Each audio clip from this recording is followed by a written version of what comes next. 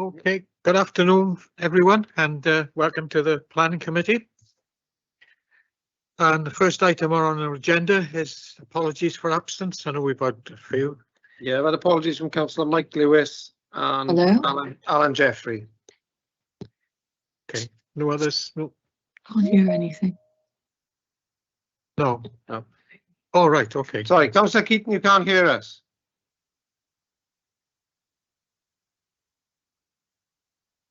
Councillor Keaton, can you hear us? Amanda, can you hear us?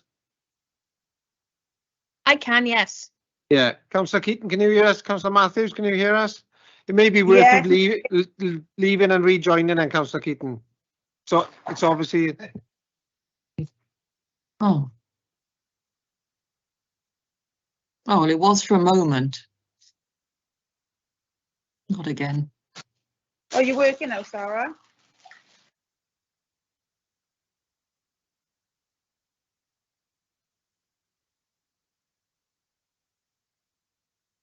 Fine. Item 2, thank you. Disclosures of personal and prejudicial interests. So, Councillor Williams, you. Yeah, item 3, Chair. Personal. No others? No. Okay, thank you. Item 3 is to approve and sign the minutes of the previous meeting as a correct record, which you'll find beginning on page 1. 2. Page 3 and page 4, if somebody moves a true record. Thank you very much. Item 4, are there any items for withdrawal? No, Chair. Deferral? No, thank you. And then moving on to straight on to item 5 is the determination of planning applications under the Town and Country Planning Act of 1990. And the first item on our agenda, you see item 1 is on page 8, is at the rear of Dyffryn Close in Llansamlet. And that's yours, Aileen. Yeah, thank you. Thank you, Chair. Good afternoon, Pranda. I'm Aileen Jones, the area team leader, taking you through this particular item. So the proposal is for the erection of a builder's merchant with outside storage, 2 drive-through units of Class A1 and A3, 11 B2 and B8 units, a vehicle marketing suite and access and associated development on land between Dyffryn Close and Class Road in the Swansea Enterprise Park. The application reported to Planning Committee as it is a departure from the local development plan, and the proposed floor areas of the buildings exceeds 2,000 square metres and the site area is greater than 2 hectares. So members' attention is drawn to the update sheet following receipt of additional comments by the objector. The location of the site in the context of the broader Swansea area is shown in the large circle on the map that's before you now. The site is within the urban area and generally characterised by commercial and industrial uses. It is also adjacent to the A48 and in close proximity to the River Tower. Next slide, please. This is the counterpart aerial image of the site, which signifies the pattern of urban development and reinforces the commercial nature of the site and its immediate surroundings. Next slide, please. This is the location plan of the site identified in red. The A48 is to the immediate north, River Towers to the west, and there are other commercial industrial units to the south and east. Next slide, please. This is the existing site plan, showing it a largely vacant flat land, rectangular in shape with vegetation, which becomes more established to the west. Around 1/2 the site on the western side is located within a site of importance for nature conservation, or a SINC. The site is also within Zone C1 flood risk area. Next slide, please. The site is subject to recent planning history. In March 2020, the Planning Committee approved a similar mixed-use scheme, but excluding the builder's merchant. Here's the approved site plan for that development, which largely involved buildings of various uses on the periphery and a central car park layout. That application was approved subject to conditions, and the permission remains extant and is a significant material consideration in the determination of this latest application, especially given the similarities between the proposals. Next slide, please. So here's the proposed layout of this latest submission. The site follows a similar layout with buildings on the periphery. The main access would be via a new access on the A48 with a left-in, left-out configuration, taking you to a central car parking area, which includes an area for EV charging. The two northernmost units either side of the main access, shown in light blue, are the drive-through units. The dark blue unit to the west is the builder's merchant with the storage behind. The purple units are flexible industrial or storage and distribution units. The builder's merchant and the southernmost B2 and B8 units would also have an access to a service yard from their units via different close. A pedestrian link would also be provided via St David's access road, which is in the southeastern corner of the site. The pink units are the car showrooms. Next slide, please. So this is Unit 1, one of the drive-through units. It's a single-storey building with a relatively modern appearance with cladding and glazing. Next slide, please. Unit 2 is the other drive-through unit. It's slightly larger, but a similar scale and design to Unit 1, but with different external finishes. Next slide. Here's the builder's merchant with a double height unit, approximately 9 meters to the ridge. It would have a simple shape and design reflective of its commercial and industrial context. Next slide, please. Here's the southern block of B2 and B8 units. These would be double height units again, reaching an approximate height of 9.5 meters to the ridge. The facade facing the car parking area would have large openings and glazing, and the rear would have large access for servicing. The scale, design and appearance of these units will also reflect the commercial and industrial context. Next slide, please. The final block of units on the eastern end of the site comprises approximately one half of B2 and B8 units and the other half car showrooms. This follows a similar theme to the other industrial uses, comprising of double height units with a height of approximately 9 meters to the ridge. Simple shape and design compatible with its industrial and commercial setting. Large glazing will be provided on the facade facing the inner car park with additional openings for the car showroom. Next slide, please. So these are illustrative artist impression of the site. Although not architectural drawings, they do provide a reasonable understanding of how the site may appear. The image is taken from the direction of the A48. The main access into the site is at the bottom of this image. Next slide, please. This is the opposite view, taken from the access road of Differing Close, looking at the servicing and storage yard and the builder's merchant and some of the B2 and B8 units. Next slide, please. So onto the photographs. This is the view looking across the site from the A48. The red arrow on the site plan shows the approximate direction of the view. The site is behind the hoarding where a new access will be created. Next slide, please. So this is taken from within the site, immediately behind that hoarding on the previous image, looking southeast. The industrial units in the background are those from St David's access road, which backs onto the site. Next slide. This photo looks approximately the centre of the site. It's relatively flat with some scrub and vegetation, but gradually increases to the west, which is to the right of this photograph. In the distance, there is a tall metal recycling building of Differing Close. Next slide, please. This looks to the west of the site where there's a woodland, and behind that a path and the river walkway and the river tower. This looks at an area that is partly designated as that sink, the site of nature importance for nature conservation. Next slide, please.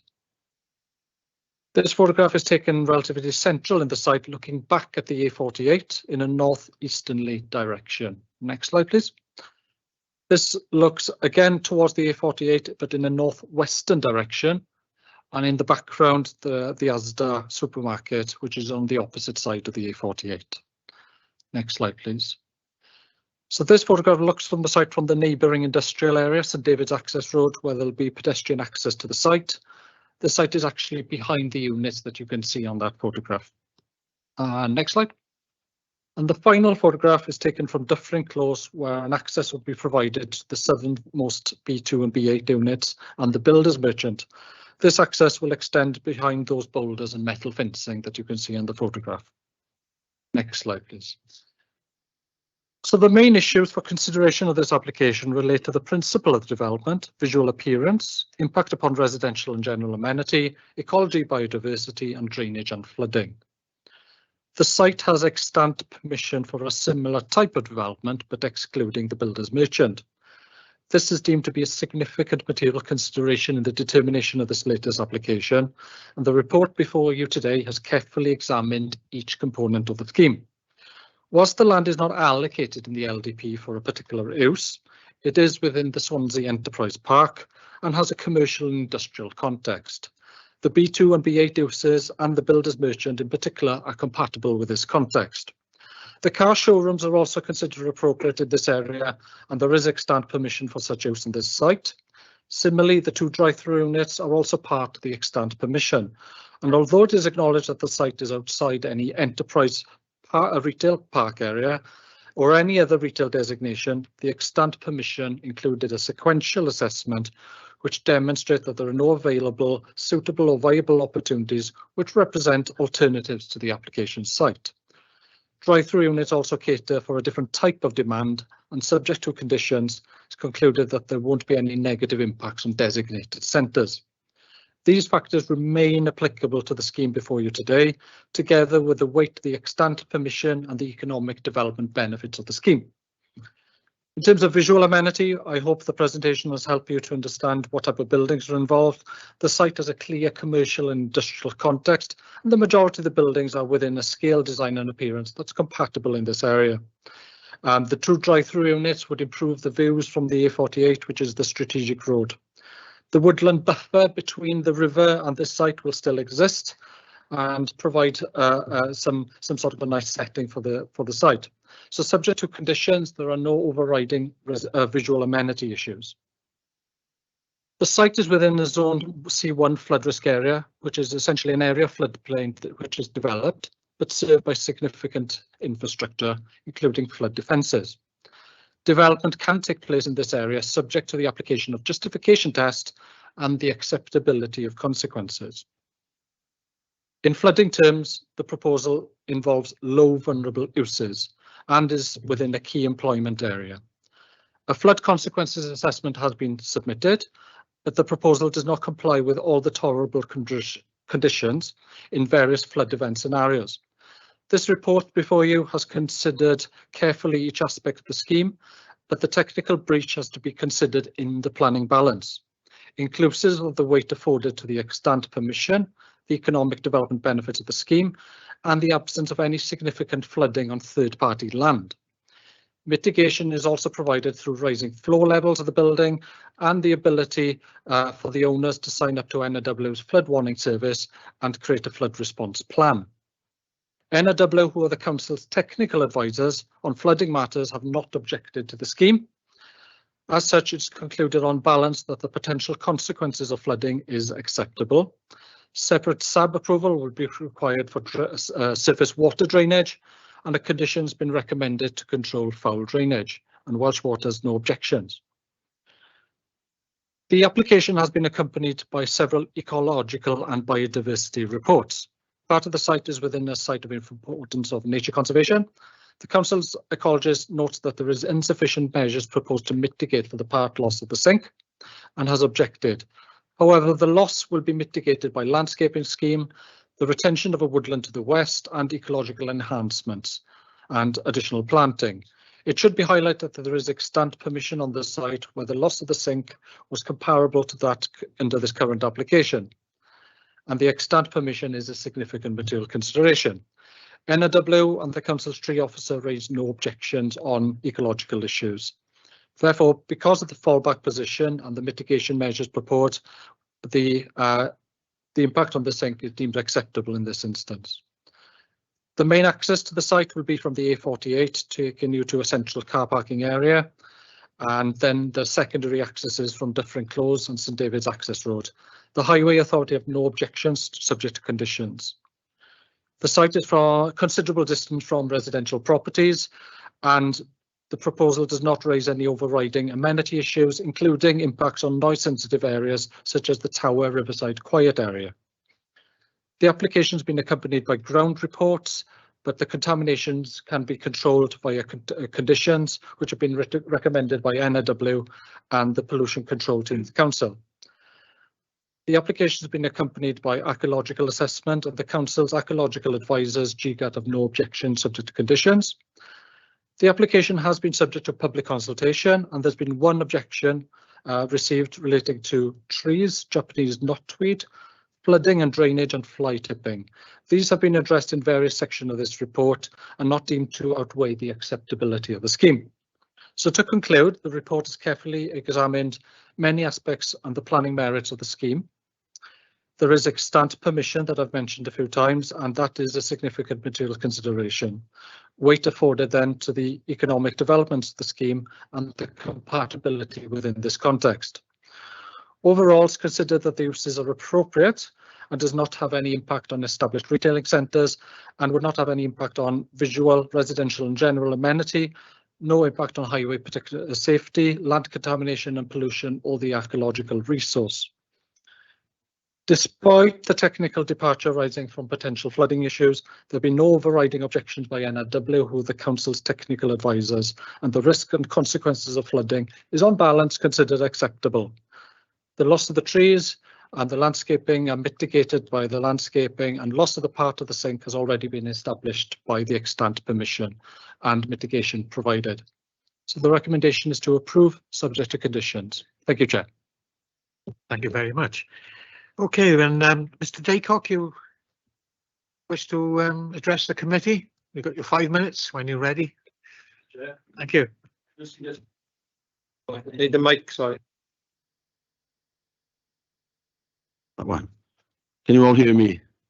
Yes, thank you. Yeah, just to say thank you very much for allowing me to come before you today to address you on behalf of Mr. Richard Williams, who is the objector to the scheme.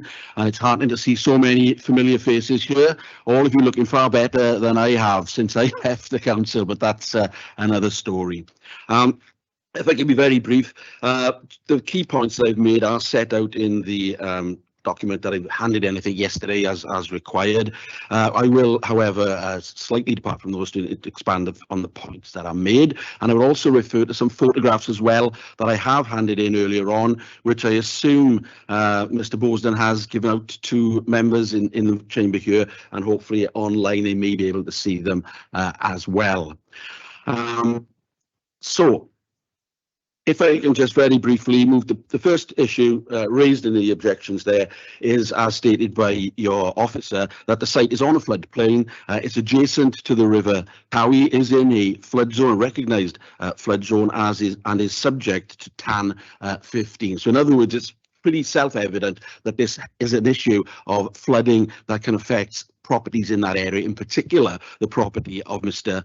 Williams, and in particular the issue of flooding is unlikely to go away. We are aware of climate change, we are aware of global warming, and consequently flooding is something that's not going to be swept under the carpet. It's something that he needs to confront, and you as a committee need to address in your determination today.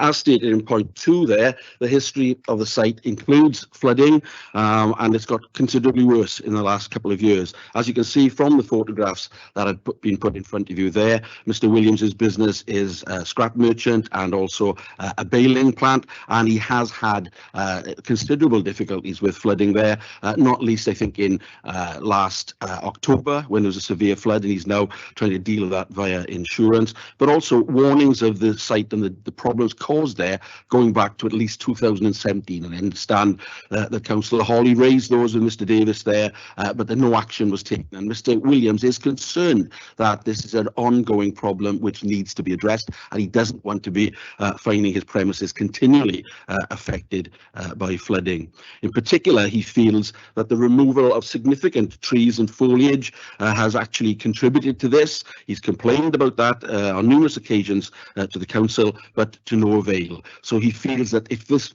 development goes ahead, that is going to make that even worse, and really that the committee is in its hands to try to stop the situation getting any further out of hand. As stated there, the removal of the trees will exacerbate the problem, increase the risk of flooding, not only to his property, but also to other properties in the area as well. It's not just a case of his property being affected, but there are other businesses who will be affected. And he really has no confidence in assurances that trees will not be removed or whatever. His view is that they have been removed in the past without consent, and that is likely to happen. And by removing trees from this area, in particular adjacent to the river Towie, will make the flooding much more likely than if it has remained untouched or remains as it is. very briefly, moving on to the point number 4 there, as indicated, the presumption, I think, under TAN 15 is that you shouldn't allow the development to take place in a floodplain area unless there are good reasons for allowing that to happen. And in this instance, you have evidence there from Mr. Williams. It is a fact that flooding is taking place in this particular area, and that really it's not, as the report asserts, merely a case that it doesn't affect third parties. It significantly does affect third parties in the area, and you have an obligation as a committee to try to ensure that their rights are protected. And as stated earlier on, it's quite likely that flooding is going to increase in this area, not decrease at all. And I would ask that really that the committee errs on the side of caution and gives the benefit of the doubt, if you like, to the residents and the businesses in that area. Over the page there on point number 5 there, it's in particular relevance that there is a revision of TAN 15 coming up. You may get legal advice onto this later on, but it's my understanding that this revision will be out in June 2023. So it's a relatively short period of time that you can wait to see what that says and then take into account the views of experts in this area, in particular from the Welsh Government. And then in the light of that, fully evaluate the issues that are put forward by them for your consideration then. One slight mistake here could result in severe consequences in terms of flooding, and prudence would suggest that you wait to see what that guidance happens to be. Last couple of points in relation to item 6 there regarding the drainage of the property itself. As the report again indicates, there are unidentified sewers and drains on the site. Again, prudence would indicate that these need to be investigated to make sure that there are no difficulties caused by that. And again, for relatively short adjournment or for pushing the matter back for investigation, that objective can be met. Final point in relation to the objections there is item 7 regarding pollution on the site. As you may be aware, it's on a former tin and steelworks site, and there are further investigations that may well need to take place. I think on page 33 of the report, it says the site is associated with historic land contamination. So again, not just pollution, but also the potential for pollution, not just the flooding issue, but also pollution taking place on the site. And also, Mr. Williams has concerns about Japanese knotweed on the site as well. He is aware that some considerable amount of it has been taken away. Was it dealt with correctly? Has it been dealt with lawfully? Will that happen in the future? He feels that the council's assurances in this context are not worthy of full consideration, and in particular, he feels that that needs to be addressed not only in terms of Japanese knotweed, but also the whole issue of pollution on the site. Lastly then, weighing all of this up, and as I say, I think you mentioned from your instructing officer there that on balance you think that this should be granted. I would suggest that it's the alternative. You look at it on balance, don't grant planning permission for this. You need to err on the side of caution, and that really you should reject the application in front of you. It is an unacceptable flood risk, and that is the bottom line, I think, from Mr. Williams's point of view. However, if it is possible, you may well wish to adjourn.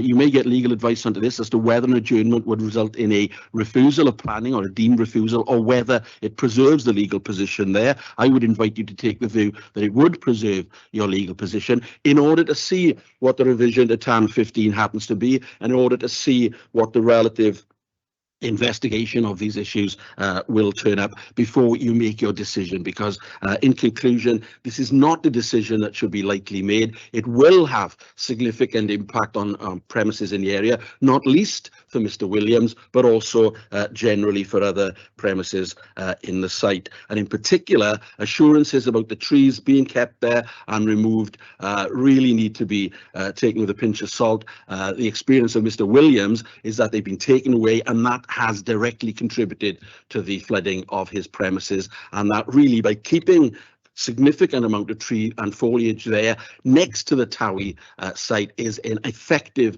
method of trying to prevent the premises flooding. And if the application could be amended to try to give more credence to that, that again might be acceptable in the views of Mr. Williams. But ultimately, Chair, Mr. Williams would object to this application and hope that you can refuse it and allow his business not to be blighted by the potential of flooding taking place in the future. Thank you, Chair. Hopefully I've kept within 5 minutes. I haven't. Well, anyway, I always went on too much with it. I thank you for your indulgence. All right, Chair. thank you very much. Yeah, all right. And then we have Matthew Gray is the applicant. You got, again, likewise, similar time. Thank you. Yeah, please. Take off, please. Daycock. Mr. Daycock, could you switch your mic off? Thank you. Sorry. Thank you, Chair. I would like to thank committee today on behalf of Days Property Holdings Limited for the opportunity to address you in relation to the full planning application proposing the development of the land to the rear of Duffering Close for the purposes of a commercial development comprising a builder's merchant, B2, B8 space, a vehicle showroom, drive-throughs and publicly accessible EV charging. The application site comprises long-term vacant land. It's in a prominent location and detracts from the wider environment within the enterprise park. As members will note in the report before them today, in March 2020, planning permission was approved at the site to allow for a development comprising B2, B8 uses, vehicle showroom and 2 drive-throughs. The permission remains extant, implementable and comprises a material consideration in the determination of the application before committee today. The revised application is very similar in nature to the extant consent. Following a marketing exercise after the 2020 approval, the proposal has been revised in accordance with the requirements of tenants who have agreed to occupy the site subject to receipt of a satisfactory planning permission. The main alterations between the extant and proposed scheme comprise the inclusion of a builder's merchant to be operated by a national occupier who do not currently have representation in the Swansea region. A larger vehicle showroom is also proposed in accordance with the requirements of the applicant. Albeit minor in nature, a requirement to submit a new application rather than a variation of condition to the extant consent was triggered due to the inclusion of the builder's merchants. It's notable that the extant permission included a larger level of Class A1 floor space than the scheme before committee today. The officer's report details that the application is supported by consultees in respect of material considerations, culminating in a positive recommendation for approval. Days, a local operator, are committed to significant investment in the Swansea region to deliver a development of quality to serve the city. The proposed development will result in a series of benefits, including the redevelopment of a prominent long-term vacant site, the creation of in the region of 120 jobs, modern industrial accommodation that will be attractive to a range of occupiers both inside and outside of the city, and high-powered EV charging for electric vehicles. Statutory consultees have largely confirmed no objection to the proposal, certainly in respect of land use policy, highways matters, amenity, flood risk, noise, drainage and arboricultural matters. Further, officers have confirmed that the accordance of the proposed development in the context of the LDP and noted the significant economic benefits arising from the proposal. Specifically in respect of flooding, NLW, who act as technical advisors to the council, have thoroughly assessed the proposed development. They've confirmed no objection to the proposal. Appropriate conditions have been suggested by NLW as in addition to officers in respect of site investigations and Japanese knotweed. The application site is within the settlement boundary and brownfield in nature. It occupies a prominent position that constitutes a gateway location at the northern entrance to the enterprise park. The boarded nature of the site detracts from the area. The proposed development will be modern in appearance, befit its location, and ensure new to the city occupiers find accommodation. It will send a positive signal to prospective operators seeking accommodation in Swansea. Just to close, as members will be aware, Section 38 of the Town and Country Planning Act requires decisions to be made in accordance with the development plan unless other material considerations dictate. The proposed development will enable the redevelopment of a long-term vacant site in a prominent location and result in significant economic benefits. It constitutes a relatively minor deviation from the existing planning permission at the site. The proposal has been tailored to the requirement of incoming tenants, and the applicant, a significant local employer, has worked together positively with officers at the council, resulting in the positive recommendation before you today. Thank you. Thank you very much. Councillor Jones? Thank you, Chair. I've got quite a number of questions because I know this has already got the extant permission, but this seems to have changed the landscape a bit, and I just wanted some clarification. On page 16, it says about the land ownership, and it wasn't CCS highways, it's CCS estates. When and how is that going to be confirmed? Because if we're making a decision today, we need to know if that permission is there. And also on page 16, going back to trees, it says tree officer no exception, but it says removed trees are part of a category B woodland and therefore require mitigation planting. Tree planting within the woodland given in the landscape proposals are unlikely to be successful. So where are we putting the trees that are supposedly going to be cut down? And there's also a reference from the police on a different page saying about CCTV cameras and how they don't want tall trees or bushes or etc. that could actually creep up anything or obscure the CCTV. Also, it's to do with the Glamorgan Gwent Archaeological Trust, and they've made a comment about it could be the site of the old Kilvey Manor, which I had to say I had to work out where Kilvey was from there, but that's nothing. Perhaps they had very large estates, and it says something about reference 2724 April 2021. Now it does say in the conditions that they have to do a more in-depth exercise. Can somebody tell me a little bit more about that? The next one is rather a strange one, I have to admit. The fire brigade were a consultee and they've actually said about accessible water. Now I know we've just been talking about flooding and I know the Abbott River Tower is alongside it, but actually it doesn't address it in the report about any adequate water source to actually be available if there was a fire. And the very last one is a quiet area on page 34. Now, with builders merchants, anybody that's been in one, no, they're not exactly quiet. They've got all these machinery, they've got all the reversing things that make a noise and everything. And I want to know how we're going to overcome that one as well. I finished. Thank you. Yeah, thank you, Chair. Councillor Jones taking a lot of the questions. My question really is in relation to the extant current permission from in 2020. I mean, obviously that ties our hands a bit in terms of what we can and cannot do with this, and particularly it would mean, I think it would mean that any appeal, if it was turned down, was likely to be successful. But the question is in terms of changes in circumstances between that application being passed and the currently, particularly in relation to TAN 15. Now TAN 15 is just, the consultation period is just finished on that, so we do have an idea of roughly what's going to be in TAN 15.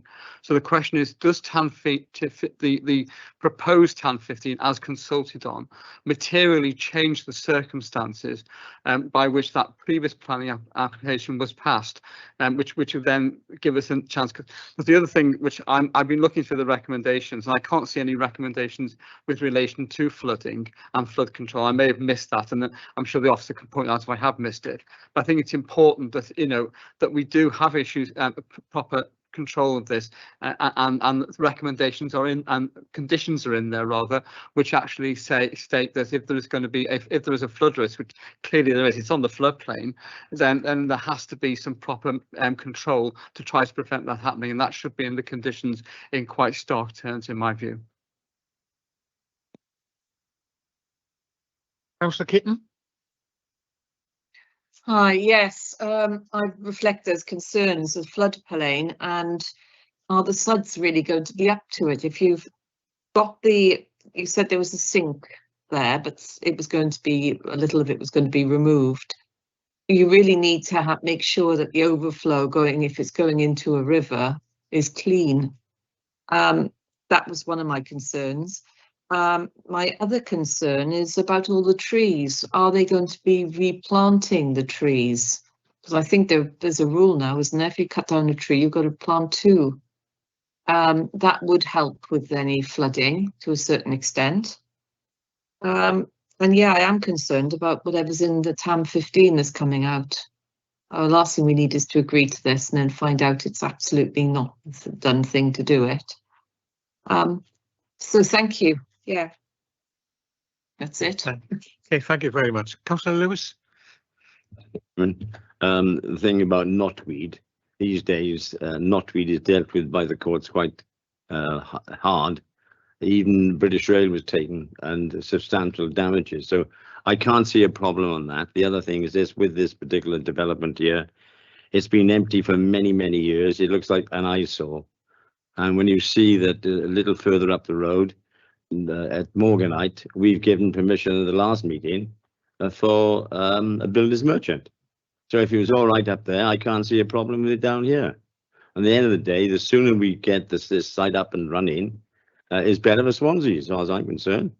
And there was no problem with the flooding up further up. I wonder where are we going, Chairman? Okay, thank you. Councillor Downing. Yeah, thank you, Chair. Well, first of all, the objector raised quite a few questions. Right. Thank you. I thought I pressed the button. So. Yeah, a number of questions have been put by the objector, which I hope the officer will answer, because I'm concerned with the flooding side of it and how close the river tower is to this particular site. But we know TAN 15 is going to come out. It doesn't affect any of our other planning applications, so I don't see why we look at it now until TAN 15 comes out. The same thing happened with SUDS. A week before SUDS come out, we had about 30 applications come in, because once they came in and they were logged, then SUDS didn't come into consideration.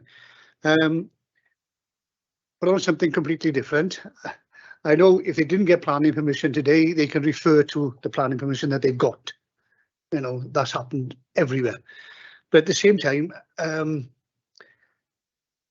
you've got a left turn in entering the site, and you've got a left turn in going out to the site. But the highways officer is here. Have they really looked at the left going out to the site with the proximity to the roundabout? And will it affect? It's not so much people that are coming out and want to turn left at the roundabout, it's the people who want to turn right at the roundabout. Because they've got to cross the dual carriageway, going very slow when everybody else is going faster. And I think I did read somewhere that these roads have got to be completed before any works start for the construction lorries. Have we got anything in there that these construction lorries cannot use different close? Because I don't know what it's like, but obviously different is called a close because it's not a wide place. And then you get all, yeah, but you know, the fence can be taken down. So can we stipulate that all construction has got to come off the A48? And then the road has got to be up to usable standards for that. So that's all I got.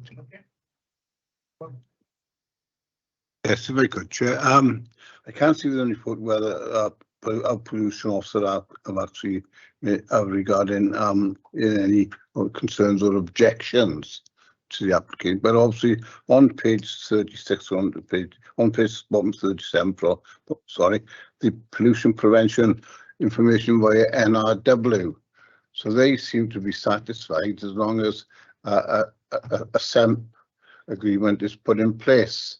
And I gather these have already been submitted as part of the application, whether the officer could confirm that. Got another member wish to speak? No. No. Thank you. Thank you, Chair. Yeah, I'll do my best to go through as many questions as I can. Okay, so if I've forgotten, please remind me. I'll go through. So starting off then, estates. You mentioned at the start about the highways and the estates and the Lynn. And then you mentioned on page 16. On page 54, there is a response to that. I'll just, it's 54, about halfway down, maybe 2/3 of the way down, under highway safety and car parking.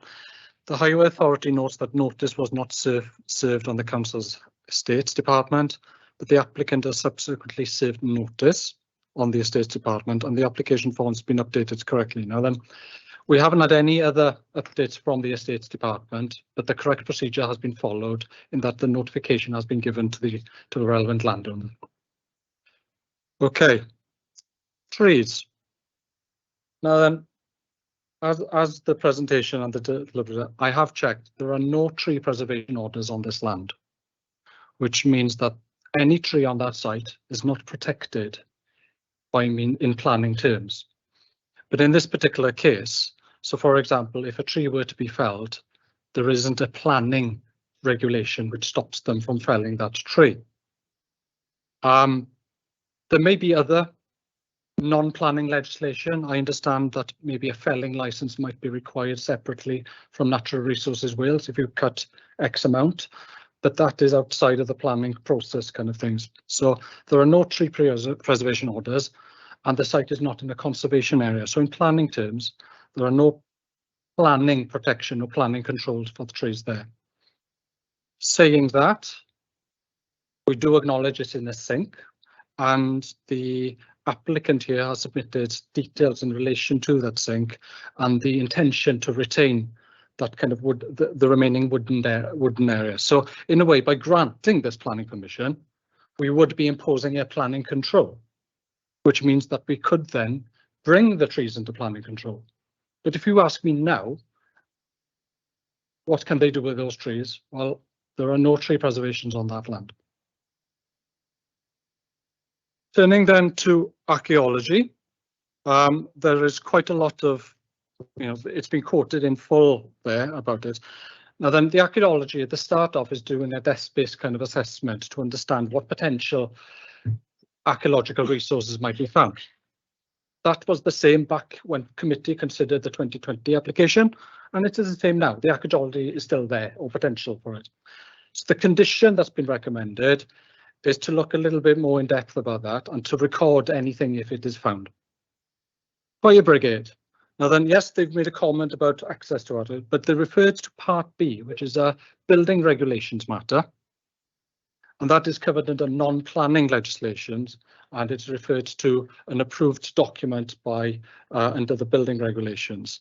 So whilst they're looking confirmation through the planning consultation, it is then deferred by separate legislation.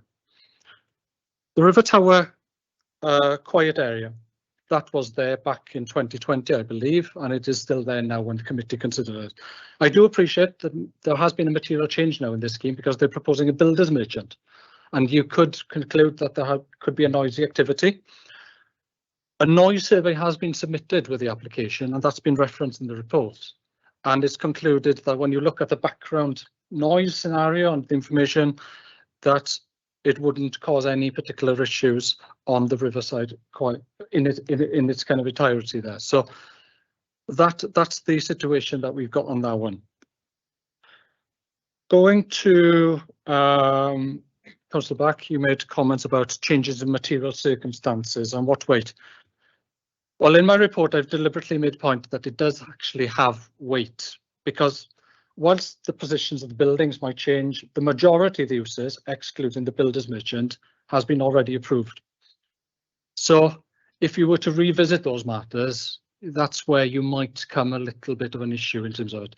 Any new material considerations, such as the new builder's merchant, for example, all of these are different buildings.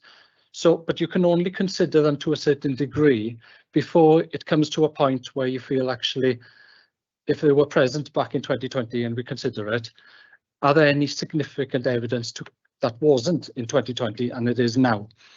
So the site, for example, was in zone C1 in 2020 and it is in C1 now. Turning to that flooding issue, TAN 15, well, TAN 15 was due to come in a little, but that was deferred. There is no guarantee that that TAN 15, although it's likely to come in June, there's still no guarantee that it might be deferred even longer. That TAN 15, the emerging document or the consultation document, holds no weight in planning terms. Welsh Government have said we must make decisions according to adopted the current TAN 15. They do, however, acknowledge that new maps have emerged that can be considered as material consideration, but the weight, how much weight do you give to that? That is up for us as officers or for you as the committee.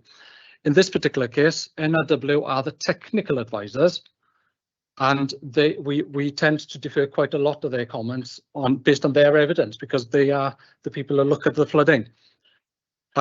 They came to the conclusion that certainly when it comes to flooding on third-party land, if I refer to page 39,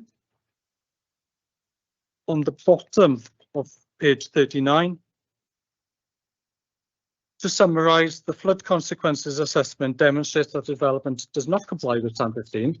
However, we note that the nature and location of the development and that it will have no detriment to third parties. So you've heard different kind of perspective on that. That's for you to take. But our technical advisors note that there are no detriment to third parties. We've had photographs presented today showing some flooding, perhaps on a site elsewhere, not this particular site, I believe. We have no technical evidence to counter the technical evidence that NRW have looked at. So the weight of evidence then, as officers, concludes that we have nothing to really shift from no detriment to third parties, but I appreciate that's your decision to make. Turning to SUDS, SUDS is a separate consenting process that has been acknowledged in the report. That has its own separate legislation, and they would have to meet that requirement. We do, however, cover groundwater pollution, and there are conditions that have been recommended in there to deal with groundwater pollution and any contaminants that's in the site already. Those conditions are fairly similar to the ones that was presented in 2020 that was approved. Turning to highways, I will leave our highway colleagues to speak about the proximity of the roundabout, but in terms of using other roads as potential construction site, we do have a condition for a construction management plan, which would control from which direction or which roads or whatever it is that construction vehicles can use. I hope I've covered everything, but if I've missed anything, please come back. Yeah, thank you. Oh, Jonathan. Thank you, Chair. I was just going to emphasise what my colleague said a little earlier. Welsh Government wrote to all the local planning authorities on the 23rd of November to emphasise that the current TAN 15 is to remain the framework until the new TAN 15 comes into force on the 1st of June this year. But as I said, we don't know for sure it will come in on the 1st of June. Although there has been extensive consultation, there's no guarantee that until the 1st of June, only then will we know what the new TAN 15 will look like. So I just wanted to make that point. Thank you, Chair. Yeah, thank you so much. Yeah, we'll do that first. A response from highways first then, please. Yes, Chair. A couple of queries raised. The left in, left out, the principle of it. The plan application was supported by a transport statement, and the actual access itself was supported by a road safety audit stage 1, which was assessed by our in-house auditors and found to be acceptable in principle. The actual detailed design will be designed under section 278 with the Highway Authority, so they will have complete control over the actual final design that goes on site, and they will be likely to be responsible for the construction as well. With regard to the section 278, that will come as part of that. There will be a construction traffic management plan, which will have to be approved, and then that will be at the point where we will say access has got to come in off the A48 and not use the Dyffryn Close. The condition relating to the Dyffryn Close access was that because it shows the services to the south of the site, then that would have to be in place before the beneficial occupation of those units. But apart from that, everything in terms of the access is in line with the previously approved plan. I think that covers everything. I think Councillor Jones raised the query about notice being served, but as Eileen said, it's they did then serve notice on the Estates Department. So we're happy that it's not going to present any highway safety issues. Okay, thank you so much. Councillor Jones, you wanted to come back? Yeah, thank you. It's about about the trees, and it says on page 16, I know there's no TPOs, but it does say the removed trees are part of a category B woodland and therefore require mitigation planting. Tree planting within the woodland, which I'm assuming is the woodland we're talking about near the sink, are unlikely to be successful. So I wanted to know where these trees were going to go in relation to this site, because if they're going to be miles away, they're not going to be any use whatsoever for mitigation purposes, for the flooding, I meant, not for. Yeah, thank you. Cheers, Alan. Yeah, thank you. Good point. Thank you for flagging that up. Yeah, a tree survey was submitted, which then identifies which category of the quality of the trees. And that then needs to be considered, how many of those trees are to be felled, etc. So you look at the categorization. If the category B trees does have some merit, that obviously if they are being felled, we would seek those replacement planting. If they can't be in the woodland, then there are other greener areas in the site that could be subject to additional planting. So we could have that planting secured within that red line boundary of the site. So whilst I appreciate it may not actually reinforce that woodland, but at the same time, I do appreciate that that is one opinion of the council's tree officer. There may be some ways that trees could be fitted in the woodland, because obviously it just depends on the circumstances, the species involved, etc. But I can assure you that there are other areas within the site that trees can be planted. Thank you all. I've got no other hands up to speak. No, we've all had a very thorough explanation from officers and presentations by Mr. Daycock and Mr. Gray, and a really good debate amongst all the members. So it's now time to move to a vote on that. You can see that on page 56, the recommendation is approval. And can we now take that, please? Yeah, Councillor Peter Black. For Bill Downing. For Mary Jones. For Sarah Keaton. For Richard Lewis. For Nicola Matthews. For Mike White. For Andrew Williams. For And Paul Lloyd. and for. It's unanimous. Thank you very much. That's carried unanimously. And so then we now move on to the next item, item 2, which is that Reader Divide Drive. It's on page 65, members. Thank you, Chair. Hey, Hayley, thank you. Good afternoon, members. There are no updates to report on this item. The application seeks full planning permission for the installation of a front boundary sliding wooden gate at 70 Reader Divide Drive, Sketty. This application is being reported to Planning Committee because... Sorry, bear with me a second. Sorry, the application is being reported to Planning Committee for determination as the applicant is an associate lawyer and employee of Swansea Council who is involved in enforcing matters and giving advice to officers involved in the planning process. Next slide, please, Ian. The application site comprises of a traditional detached property located on a corner plot at the junction of the Link and Reader Divide Drive, Sketty. The property benefits from an existing single-storey rear extension and sufficient amenity space. The property is in an elevated position to the front highway with a sloping driveway leading upwards to an attached double garage providing off-road parking. Next slide, please, Ian. The site boundaries are enclosed with low red brick boundary walls approximately 0.8 metres in height to the front and side, with shrubbery, and a close-boarded timber fence is situated above the wall on the part side boundary.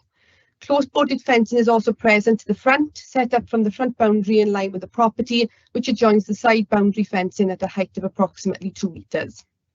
Next slide, please, Ian.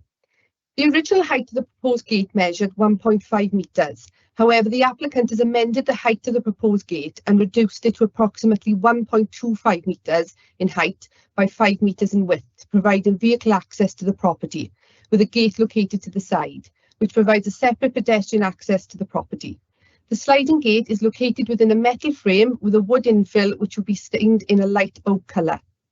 No public letters of objection have been received regarding the proposed development. However, the Highway Authority have raised an objection to the proposed development due to concerns over restricted visibility, and this will be addressed in more detail later in the presentation. Therefore, the main issues to consider in the determination of this application relate to the impact of the proposed development upon visual and residential amenities and highway safety. Next slide, please, here. The immediate street scene comprises of a consistent design in respect of boundary treatments, with predominantly low brick walls with some benefiting from soft landscaping above to the frontages, which can be seen from the photograph on the screen. Next slide, please, again. It is noted that the other properties within the street benefit from traditional railing style gates, with particular reference to number 57, which is the photo and property located at the top of the screen, and number 69, which is the photo and property located at the bottom of the screen, which are of a comparable scale to the proposal. Next slide, please, Ian. The proposed works will take place to the front of the property and would therefore be highly visible from public vantage points. The scale and sighting of the proposed gate is considered visually acceptable in relation to the host dwelling. Whilst the proposed design and materials of the gate are considered to be out of keeping with the character of the surrounding boundary treatments, given its reduced height from the original submission, it is on balance not considered to be a discordant feature to the street scene that would warrant refusal.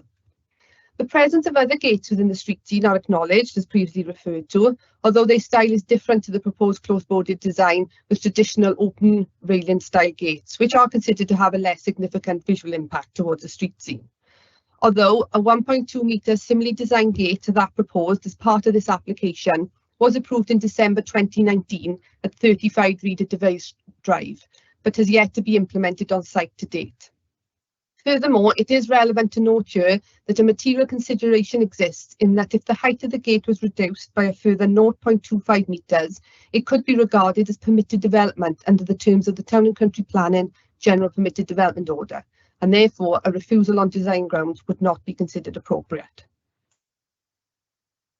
Given the on balance, the proposal is therefore considered a suitable form of development in terms of visual impact and accords with the requirements of policy PS2 of the LDP and the Council's SPG on householder developments.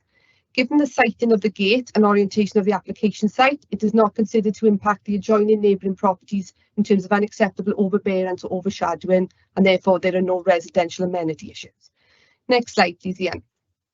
In terms of highway safety, the Highway Authority have clear reservations in this regard based on their expressed view that the height and position of the gate will compromise visibility for the vehicle users of the application property and pedestrians alike, and raise an objection on highway safety grounds. Notwithstanding the concerns raised by the Highway Authority, a site visit has been undertaken and photographs taken of the current visibility from the existing driveway, which is shown on screen. Members will note that there is existing soft landscaping located along the front boundary of the site, which currently provides an obstruction to visibility, and the land levels on the site rise steeply upwards, with the driveway sited at a higher level to the road footway. As can be seen, vehicles will constantly be positioned above the gate when exiting the site, which will allow adequate visibility to pedestrians and vice versa. Therefore, when you look right, the situation is not made worse due to the hedge next door, which is higher than the proposed gate. And when you look left, the angle of the drive will mean that drivers will be elevated above the pavement and gate so are able to see pedestrians. Next slide, please, Ian. This is further demonstrated in the photographs on screen, which show the current visibility from the raised driveway and from the pavement located outside the application site. Furthermore, the gate is not considered to cause an obstruction to the users of the site or have a detrimental impact upon highway safety due to its sliding nature and design, and is therefore considered to comply with the policies of the LDP. Accordingly, no ecology concerns have been raised in relation to the proposal, and the application is therefore recommended for approval, subject to compliance with the conditions set out within the agenda pack. Thank you, Chair. Okay, thank you very much. And we've got the first of the applicant is with us, and Mr. Davis, and you've got your 5 minutes to address us, please. Thank you. Good afternoon, members. Good to see you all. I think firstly I should say that I'm here certainly out of respect because I've been in committees previously where the applicants haven't turned up, and I wanted to make sure that I was here to show you that I know that you will take this application seriously and as well as I do. The point being, really, as you just heard from the conclusion, there is the report writer set out that the view is for you to approve. But the reason we're here is because some of you may know me. I work for the legal department and I deal with some of these matters. And as such, the procedure has been correctly followed through, that this application should come before you. I've got no problem with that. Just some background regarding it. This application is not about vanity of a nice gate, things like that. It's about security. Some of you may be aware that recently I was a victim of crime at my address. Some persons entered, stole a very large gate, took it away. And as such, my wife's concerned and we want some more security. So therefore we've applied for this gate. It's noted that Highways have made the comments and that they would remove their representation if the gate height was to be lowered to 100 centimetres. Well, you don't need planning for a gate 100 centimetres. You can have that permitted. You should know that a Olympic hurdle is actually greater than 100 centimetres. So people can climb over what we could do. No, sir. I initially applied for 150 centimetres. Highways made their representations. That was noted. I acknowledged it. We amended the application and reduced the height to 125. Also, you may have noted in the photos that the plants have been moved back. So actually, by the gate, well, the plants used to be on the wall. For the gate to be installed, the plants have to be moved back, and it actually has increased the visibility from the road and from the drive. So the gate itself has created a benefit to visibility. So contradicts what planning is, what Highways are saying. And yes, there are multiple gates along my road which are higher, are metal barred ones, but recently a double entry gate just down the road, number 35, has been granted, which is very similar to this. I say that for a point of clarity. I'm not going to repeat what's already been read out by the officer, because she sets out that the application is consistent with the policy. It's not overbearing. You can't. The house to the right, the bushes are there anyway, so the gate doesn't change that view in any way. The report sets out that it's not considered to be an impact when, as I said, when neighbouring of properties. The final point is, as I said, it's for security. Currently, well, Reed's Ever Drive is only a 20-mile-per-hour road, but no driver drives at 20 miles per hour. There's been a recent analysis of the speeds on the road. Drivers are going in excess of 70 miles an hour on the road. I'm unable to use it for the front garden, that is, for my 4-year-old child, who's 4 yesterday. I can't let the dog out because simply if they go past that threshold, they're at risk. So in some ways, the gate is allowing me to use my own property for the amenable value that it has. I don't know if I've gone over the 5 minutes, but thank you for listening to my comments, and thank you for reviewing the application. Good timing, actually. Thank you. Councillor Jones. Thank you. It's not really about the gate as such. On the photographs we saw, it looks like a double driveway, but with a neighbour. So I'm just wondering how you can put a gate across a neighbour's drive for your own property. That's all. It just looked, this, and it looked actually as if the neighbour's got a bit of a wall across it as well, which made it even more complicated for me to try and understand. Perhaps somebody can explain. We can come back to that and get an explanation, perhaps. Any other member wish to speak? No? No? Sorry. Hayley, was there an... Yeah, no, that's fine. I was going to ask Ian to pull up the photographs again. Yeah, for Councillor Jones's benefit, you can see that driveway is in relation to that host property there. It isn't shared by anyone. It's owned completely by the applicant. As you can see, there's a dividing wall with the neighbour, but the gate won't come that far. That wall remains in place. The gate will go straight across the opening as you can see it. and will slide back into the applicant's property behind that red wall. So there's no interference or anything with any other neighbouring property. Okay, thank you. Okay. Any other member wish to speak? No. Oh, sorry, Councillor Downing. No, just a comment. I thought when Councillor Jones was coming in, she was going to mention the weeds on the drive. That's what I thought. Do they need planning permission then? Right. Yeah. Okay. Right. So there's no other. I got no other hands up to speak. No. And so you can see, members, the recommendation that is approval on page 71. We'll take a vote on that now, then, please. Councillor Peter Black. For. Bill Downing. For. Mary Jones. For. Sarah Keaton. For. Richard Lewis. For. Nicola Matthews. Councillor Matthews. No. Mike White. For. Andrew Williams. For. Paul Lloyd. For. Unanimous. It's unanimous again. Yeah. Thank you, members. Thank you, Chair. Thank you, members. Okay, thank you very much. And then our final item, on item 3 on page 73, we're in Crofty. Thank you. Over to you when you're ready, please, Chris. Yeah, okay, thanks. Afternoon, everyone. You can go down to the first slide, please, Ian. Okay, this application relates to part of what was the former bus depot, which is located within the Crofty Industrial Estate. Planning permission has been sought for the change of use of the land to a private waste recycling centre, together with the erection of some palisade fencing. In summary, the proposal seeks to import inert, non-contaminated waste to the site. The waste is then sorted and taken off-site to various locations once it has been sorted.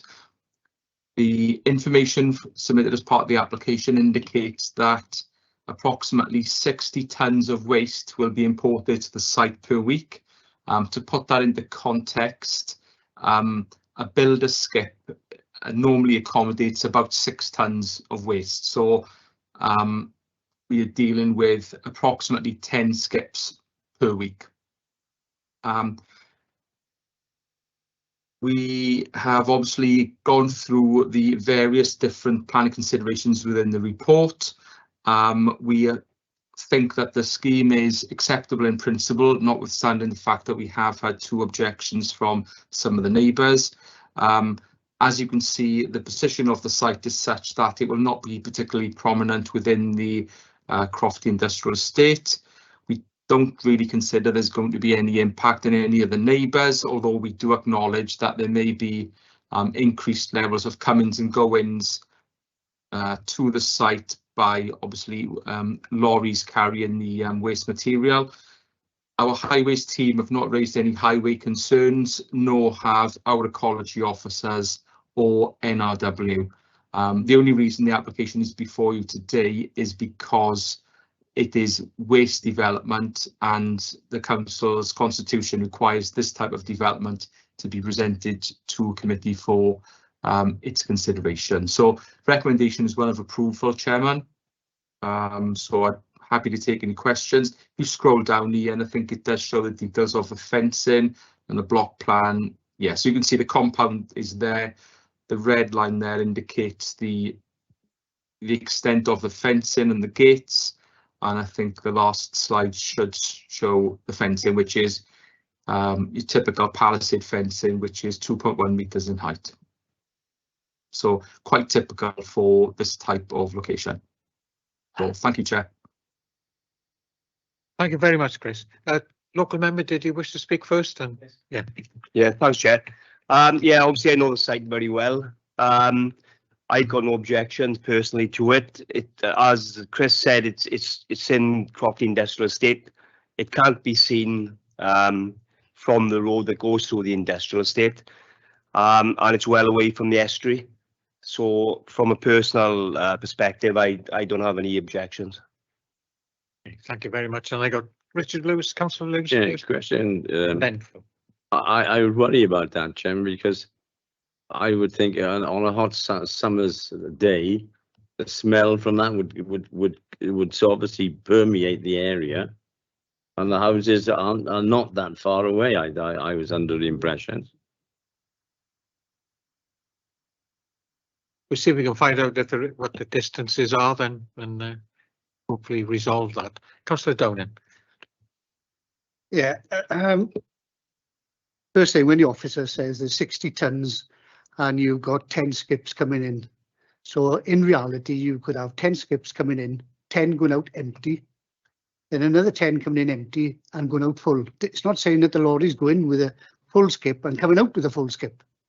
So there could be a lot more than 10 skip lorries coming up, but whatever. I know I'm not afraid with Penclouth, only the cockles. And but that's just one thing. That when it's not actually 10 lorries, it's going to be a lot more. On page 82, just for clarification, it says, and will operate 8 to 6 p.m. 5 days a week. And then condition 4 says, the use hereby approved shall only operate between the hours of 8 and 6 on any day, which refers to 7 days a week. So can we alter that to Monday to Friday? Yeah, like everybody else, and like the report says. Firm that up, yeah. Any other member wish to speak? Sorry, Councillor White, you did have your hand up. Yes, just can I ask for some clarification, Chris, in regards to the compound? Is it one big compound or they segregated into bays to take the waste into? Okay, if you can go back to the slide, sorry, Ian, I think the compound is quite small, so I think the layout is such that there's enough room for one skip, which I think the location of which is indicated on the block plan, Ian.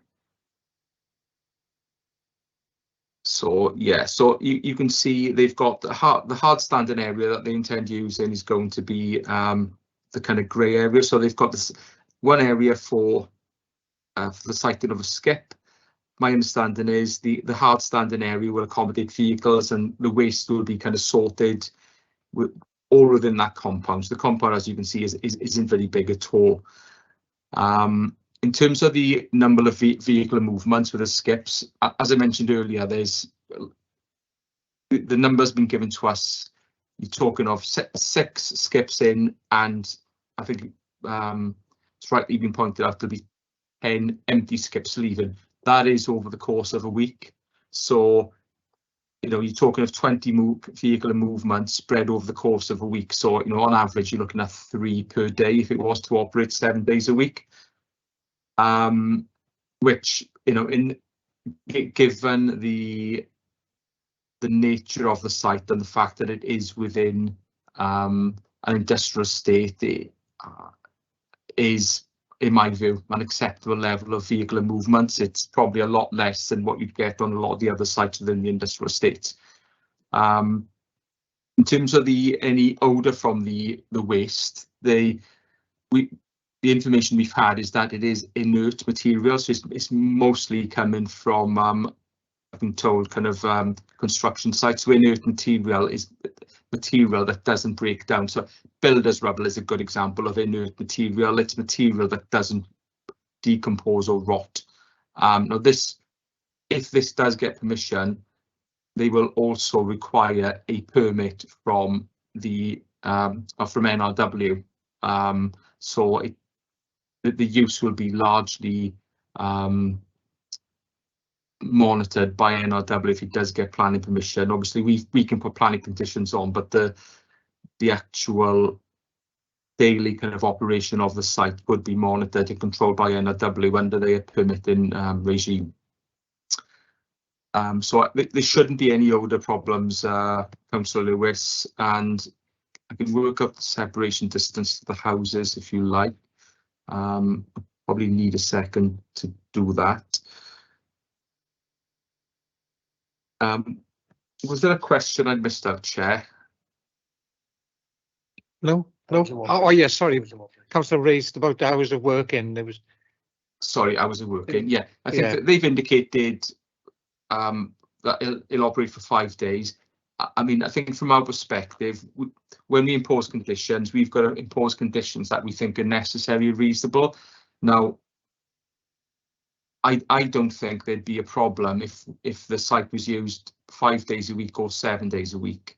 No, as I say, given the location of the site within the industrial estate, I don't think the levels of come-ins and go-ins on local residents would make much difference if they were operating 7 days a week or 5, which is why we've imposed the condition that we have on the basis of we don't think there'll be any tangible difference between 5 days or 7.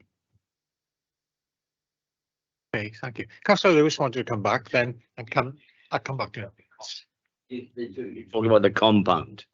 Is it, or is this all undercover or is this out in the open? No, it's open, Chair. Sorry, Councillor Lewis. So the only built development that forms part of this application is the fencing itself, but everything else is open. Personally, Chairman, I think if I was a trader on the Crofty Industrial Estate, this is the last thing I'd want. We should be upgrading it, not downgrading it.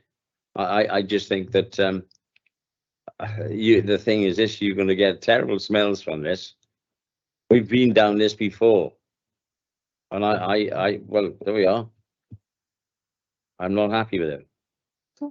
Thank you. I've got Councillor Peter Black. Yeah, thank you, Chair. I have to say, when the presentation, I was getting the impression of a much larger scale operation than actually now appears to be the case. So just to clarify my understanding, there's only room for one skip to be stored on site. So they have to take that off, but bring another skip in. So in a sense, this is a really small operation. Bring the rubble in, sort it, take it out again, and obviously to landfill, and then bring the next one in. And is that the correct understanding? Yeah, if there is only room for one skip, which they've indicated, then that would be right. I mean, as I said, there's up to 10 skips being imported per week. So you may have the case that they've got, say, a small number of skips, so they've got so many out on site, but they only seem to have room to deal with one skip at a time on the site. I can quickly measure the size of the compound for you if you like. Well, I mean, as you can see from the photographs that Ian has, sorry, the drawings that Ian's got, it's 16 meters deep.